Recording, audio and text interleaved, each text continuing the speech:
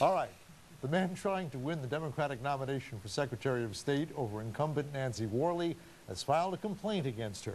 Ed Packard says Worley sent a letter to at least some employees in the Secretary of State's office asking for their support in the primary.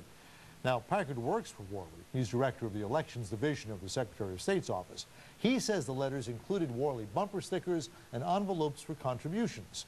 In the letter, Worley promises there'll be no retaliation, no retribution against anyone who supports her opponent or who supports nobody. Packard is asking the Attorney General to investigate. Worley isn't commenting.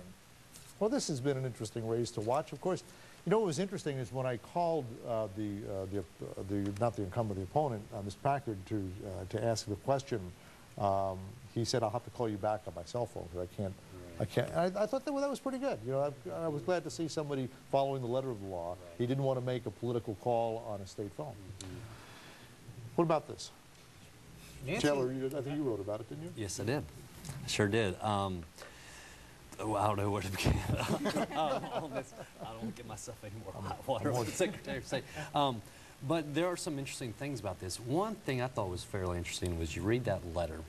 It didn't seem to be a boilerplate letter. It seemed to be talking directly to,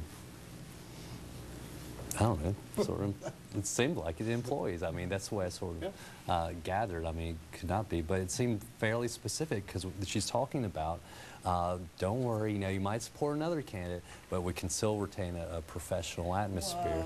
You know? I've got a printout here of your story, and the quote was, "You will be given the same professional respect you have previously been given if you choose the latter."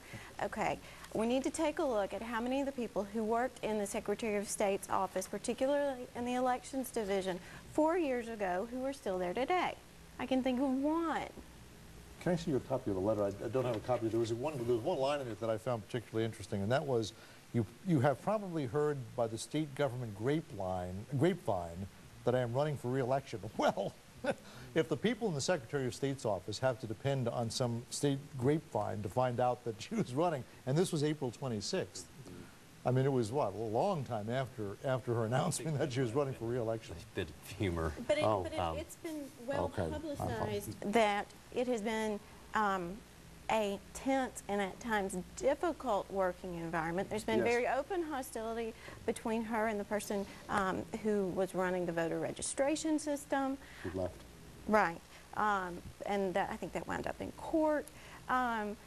So the idea that things will be just as rosy as they've always been, I'm not sure how much comfort that would bring anyone. You know, there's the bottom line is that it doesn't look right. it sets a bad precedent, too. I mean, that letter, I mean, it did remind me, though, I mean, as you guys may remember, I mean, last December, she sent out that letter fundraising with rhymed couplets. It was like, you know, hope your Christmas season is sunny, send me money, you know, maybe in her Christmas card. Not for, right, in her Christmas cards too. So I mean, yeah, it does set a bad precedent, but you know, I think one thing which also is in Taylor's story, to give him credit, is that, I mean, she is very far behind. She's very far behind Beth Chapman in terms of fundraising. So, you know, I just wonder if she's just exploring all the outlets that she's got to get through the primary first. I don't know where she is fundraising in the primary, but ahead of Mr. Packard, substantially. But yeah, it's an interesting letter. Okay, all right.